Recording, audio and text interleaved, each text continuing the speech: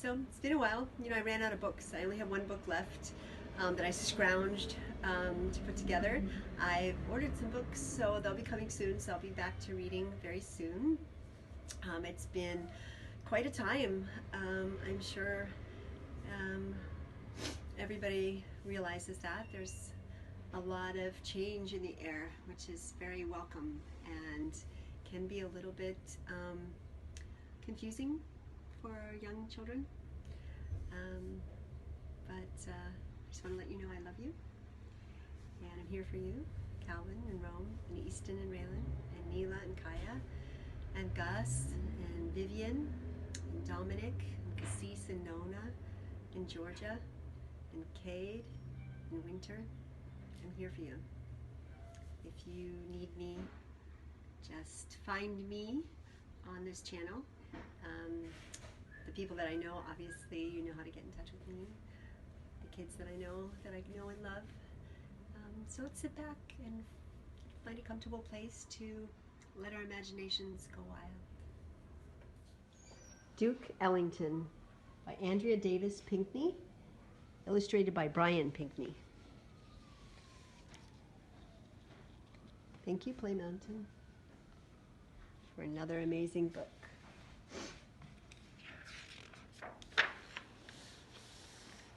Duke Ellington, The Piano Prince and His Orchestra. Andrea Davis Pinkney, illustrated by Brian Pinkney. I think they're married. You ever hear of the jazz playing man? The man with the cats who could swing with his band? He was born in 1899 in Washington, D.C., born Edward Kennedy Ellington. But wherever young Edward went, he said, "Hey, call me Duke." Duke's name fit him rightly. He was a smooth-talking, slick-stepping, piano-playing kid. But his piano playing wasn't always as breezy as his stride. When Duke's mother, Daisy, and his father, J.E., enrolled him in piano lessons, Duke didn't want to go. Baseball was Duke's idea of fun, but his parents had other notions for their child. Duke had to start with the piano basics, his fingers playing the same tired tune. 1 and 2, and 1 and 2. Daisy and J.E. made Duke practice day after day. To Duke, 1 and 2 wasn't music. He called it an umpy-dump sound that was headed nowhere, worth following. He quit his lessons and kissed the piano a fast goodbye. Years later, on a steamy summer night, Duke heard that umpy-dump played in a whole new way.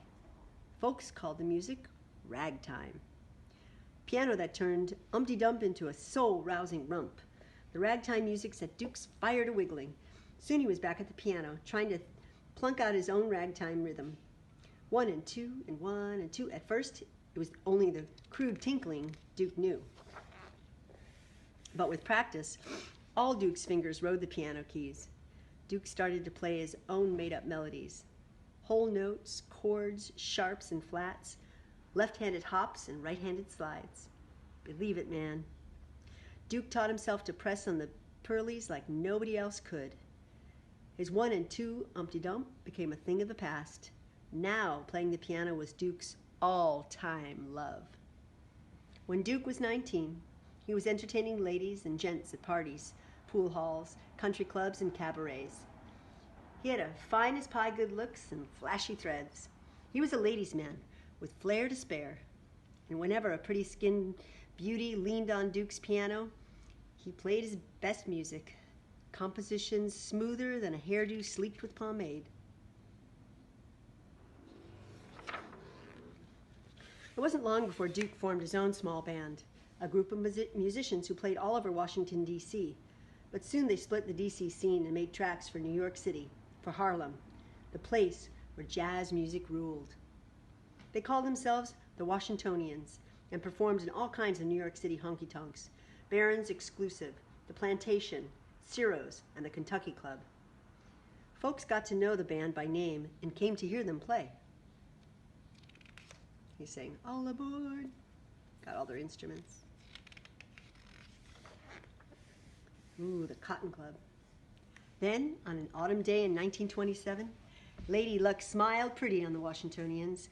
They were asked to play at the Cotton Club, Harlem's swankiest hangout, a big nighttime hotspot. No, a big-time night spot.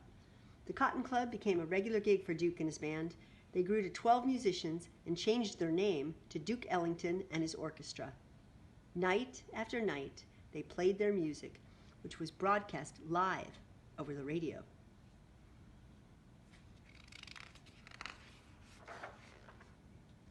For all those homebodies out in radio lovers land, folks who only dreamed of sitting pretty at the Cotton, the show helped them feel like they were out in the town. Duke's Creole love call was spicier than a pot of jambalaya. His mood indigo was a musical stream that swelled over the airwaves. I know those music songs. Sometimes the orchestra performed their tunes straight up, but other nights, when the joint started to jump, Duke told his band to play whatever came to mind, to improvise their solos, to make the music fly, and they did.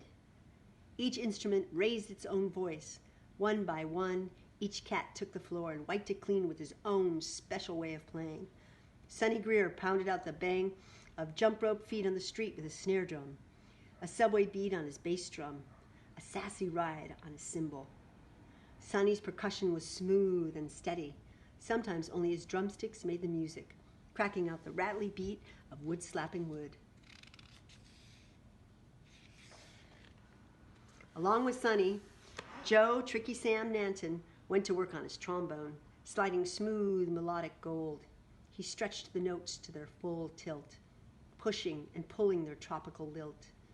When Tricky Sam was through, he'd nod to Otto, Toby, Hardwick. Your turn, he'd say. Take the floor, Daddy-O.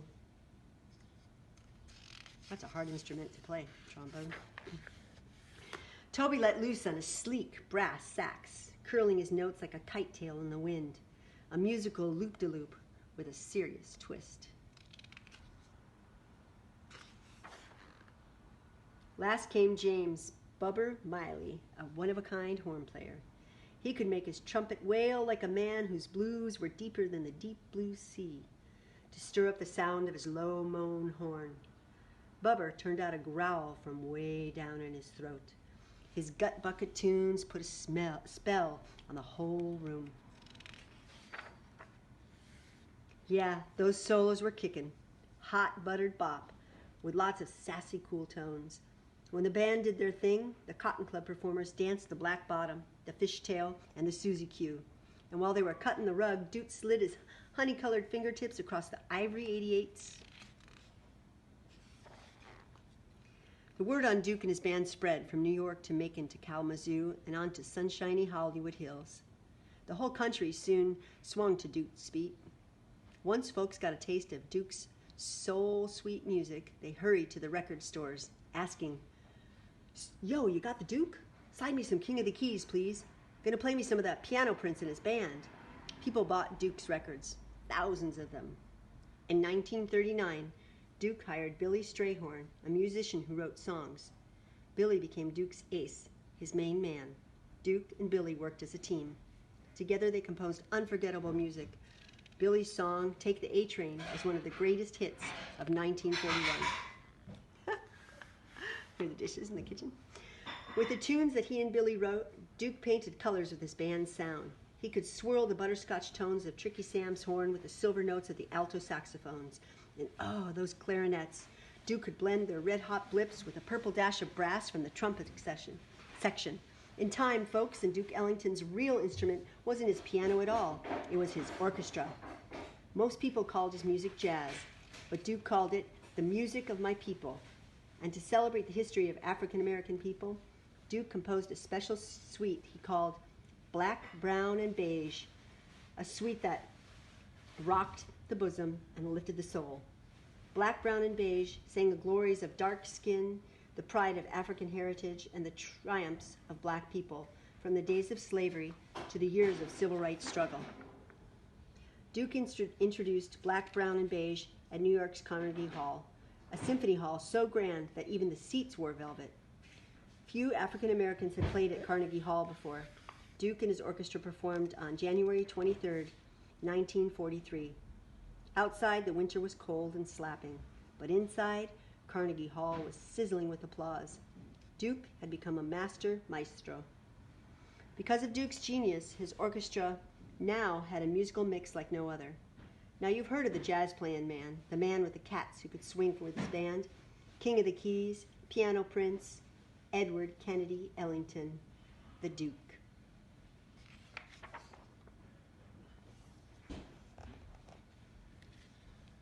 Duke Ellington, Andrea Davis, Pinkney, illustrated by Adrian Pinkney. Duke Ellington. Isn't that great? So his mom and dad tried to get him to play the piano, and he was like, nah, I don't want to play the piano. Can you imagine? And then he heard it, and he was inspired because he learned a new way of listening, and there was a new way of playing. Yeah, amazing. And makes me want to listen to some Duke Ellington and his orchestra. I actually used to listen to it with my grandfather. Yeah, amazing. I hope you enjoyed it, and I'm glad to be back. I love you, and I'll see you next time.